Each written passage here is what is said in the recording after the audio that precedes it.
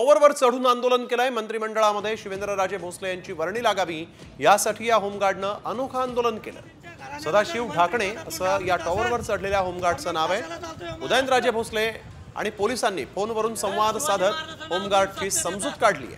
आज जर शिवाजी महाराजांचे वंशज शिवेंद्रराजे भोसले यांना जर पीडब्ल्यूडी किंवा महसूल गड किल्ल्यांवर जे अतिक्रमण झालेलं आहे त्यासाठी एखादं पद दिलं तर चालणार नाही का? जर तुम्ही महाराजांचे एवढे समर्थक आहेत तर अरे जर महाराजांचे समर्थक असेल तर मग त्यांच्या वंशजांना का देत नाही का? तुम्हाला सत्तेपुरतेच लागतात का? जोपर्यंत माझे राजे शिवेंद्रराजे भोसले यांना कॅबिनेटमध्ये पीडब्ल्यूडी किंवा महसूल मंत्री किंवा गृहमंत्री पद मिळणार नाही किंवा अशी घोषणा होणार नाही तोपर्यंत मी खाली उतरणार नाही। मी तीन घटकाचा अग्रीमेंट देत आहे। माझी पर्सनल रिक्वेस्ट आहे, इथून साष्टांग नमस्कार घालतो तुम्हाला। असं काही करू नका। आज तुमचं कुटुंब आहे, ते सगळं कुटुंब आहे।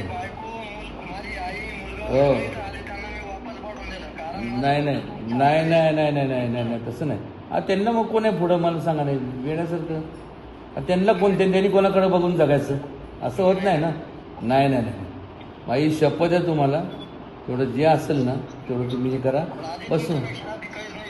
अरे नाही काय नको, ते डोक्यात आणू नको प्लीज, तुझ्या पाया पडतो बघा।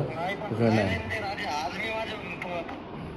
नाही तसं काय आणू नको, जरा उत्तर खाली नाही तर बरं ठीक आहे ओके प्लीज।